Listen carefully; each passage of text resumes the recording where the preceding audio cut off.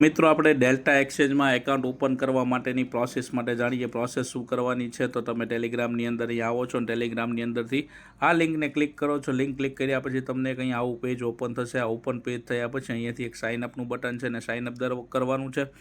તમે જો ડાયરેક્ટ ગૂગલથી કરો તો પણ ચાલશે ને. અહીંયા નીતર મેલ આઈડી હોય તો મેલ આઈડીને પાસવર્ડ તમારે અહીંયા જનરેટ કરવાનો છે. આપણે મેલ આઈડીને પાસવર્ડ જનરેટ કરી અને જોઈ તો એ મેલ આઈડીને પાસવર્ડ નાખી દીધો છે. તો મેલ આઈડીને પાસવર્ડને નાખ્યા પછી મેલ આઈડી જે છે એની અંદર આપણને એક ઓટીપી જોવા મળશે. તો ઓટીપી નાખ્યા પછી આગળની પ્રોસેસ જોઈએ.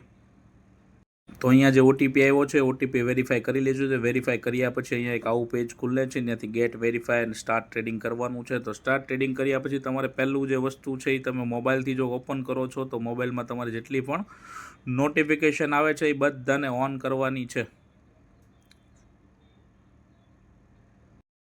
તો આ પેજ ઓપન થયા પછી આપણે અહીંયા ફોન વેરિફિકેશન કરવાનું છે. પછી બીજું જે આધાર વેરિફિકેશન કરવાનું છે, પાન કાર્ડ વેરિફિકેશન કરવાનું છે, તમારી સેલ્ફી લેવાની છે. આ કેવાયસીના જેટલા પણ 4 ભાગ છે એ 4 ભાગને આપણે પહેલાં કમ્પ્લીટ કરવાના છે. આ પેજ ઓપન થયા પછી તો આપણે 4 ભાગને પહેલાં કમ્પ્લીટ કરીએ પછી પાછા આગળની પ્રોસેસ જોઈએ.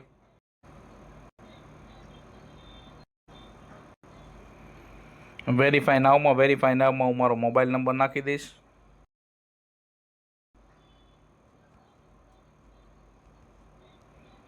મોબાઈલ નંબરને એડ કર્યા પછી એક ઓટીપી આવશે. એ ઓટીપી વેરિફિકેશન કરવાનો છે. તો ઓટીપી આવ્યા પછી પણ વેરીફાઈ કરી. તો ઓટીપી આપણે નાખી દીધો છે અને અહીંયા વેરીફાઈ કરીએ એટલે આપણો ફોન નંબર જે છે એ વેરીફાઈ થઈ જશે. કન્ટિન્યુ વેરિફિકેશન આઈડી ઉપર જઈએ. તો આઈડીમાં જશું એટલે જે નવું પેજ ઓપન થશે એ આધાર માટેનું થશે. પહેલાં નોમિનલ આપણી જે ઇન્કમ ડિટેલ્સ છે એ ભરી દેવાની છે. તો અહીંયા આપણે જે પણ કામ કરીએ છીએ એ કામની ઉપર આપણે સિલેક્ટ કરી લેવાનું છે. તો આપણે અહીંયા સેલ્ફ એમ્પ્લોય સિલેક્ટ કરીએ છીએ. અહીંયા ઇન્કમ કરી દઈએ છીએ 1 થી 5 લાખ રૂપિયા, કન્ફર્મ આપી દઈએ છીએ. હવે સેલ્ફીનો ઓપ્શન આવશે તો આપણે અહીંયાથી સેલ્ફી પહેલાં લેવાની છે. તો પ્રોસેસને કમ્પ્લીટ કર્યા પછી ફરી પાછું આપણે પાન કાર્ડનો ફોટો એડ કરવાનો છે. તો ફરી પાછું આપણે પાન કાર્ડનો ફોટો એડ કરી લઈએ છીએ.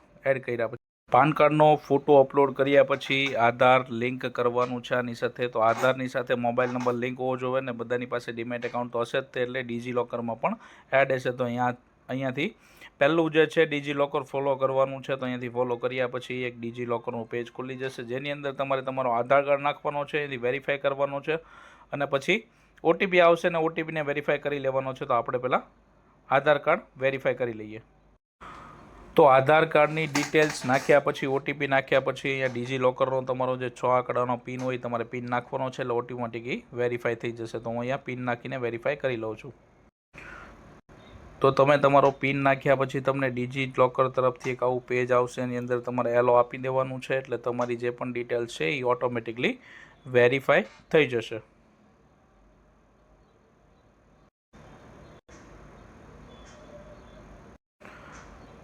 ઓટોમેટિક વેરીફાઈ થયા પછી તમે કેવાયસી વેરિફિકેશન ટોટલી સબમિટ કરી દીધું છે. તો અહીંયા થોડી વાર સુધી રાહ જોવાની છે. તમારી જાતે કંઈ કરવાનું નથી. પ્રોસેસિંગ અહીંયા ચાલુ છે. આ 16 સેકન્ડ 17 સેકન્ડ બતાવે છે. એ કમ્પ્લીટ થયા પછી નીચે તમને પ્રોફાઇલ અપડેટ સક્સેસફુલ એવું લખાયેલું બતાવી જશે. બતાવી જાય પછી તમારે અહીંયાથી બેંક ડિટેલ્સ એડ કરવાની છે. તો બેંક ડિટેલ્સ એડ કરવા માટે એડ બટન ઉપર ક્લિક કરવાનું છે. એટલે અહીંયા તમારી જે પણ બેઝિક ડિટેલ્સ બેંક ડિટેલ્સ છે એ તમારે અહીંયા એડ કરવાની છે. તો આપણે બેંક ડિટેલ્સ એડ કરી લઈએ પછી આગળની પ્રોસેસ ફરી પાછી કરીએ. તો અહીંયા તમારી એકાઉન્ટ નંબર અને આઈએફએસસી કોડ નાખ્યા પછી વેરિફિકેશન કોડ આવશે તમારા મોબાઈલ નંબરની અંદર. તો અહીંયા સબમિટ કરી દેવાનો છે.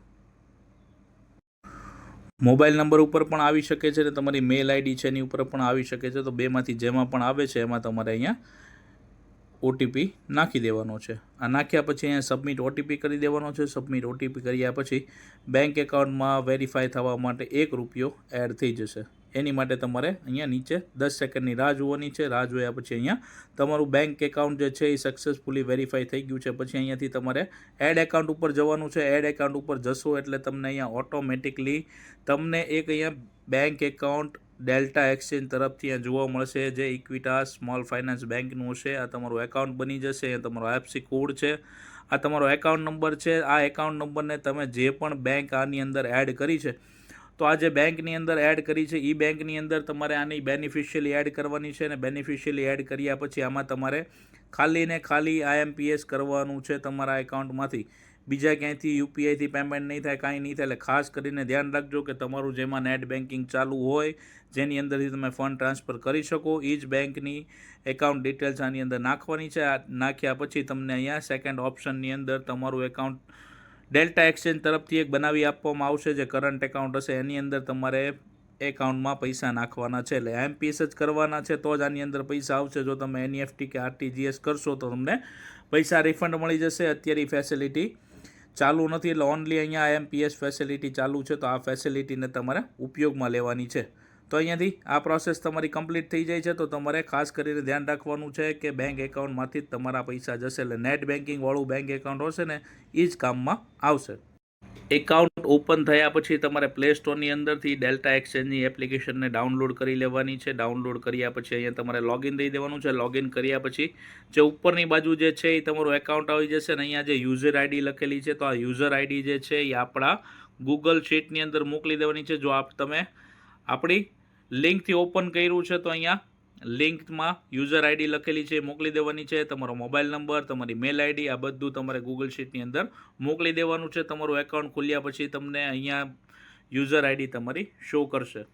તો આ પ્રોસેસને કમ્પ્લીટ કર્યા પછી આગળના જે પણ તમને આના અંદરના ફ્યુચર્સ છે, ફ્યુચરની યુઝ કેવી રીતે કરવાના છે, આની અંદર બાય અને સેલ કેવી રીતે કરવાનું છે, એ બધું આપણી લાઈવ જ્યારે ચાલુ હોય છે ક્રિપ્ટો એની અંદર તમને શીખડાવવામાં આવે છે. તો યુટ્યુબ ચેનલને સબસ્ક્રાઈબ નથી કરી તો કરી લેજો, અને મિત્રોને પણ મોકલી દેજો કે ડેલ્ટા એક્સચેન્જમાં કેવી રીતે એકાઉન્ટ ઓપન કરવાનું છે. અને આની અંદર નાના કેપિટલની અંદર તમને સરસ મજાનો પ્રોફિટ થાય એવા આની અંદર ચાન્સીસ છે. તો થોડું શીખવું જરૂરી છે. તો મળીએ છીએ મિત્રો ફરી પાછા.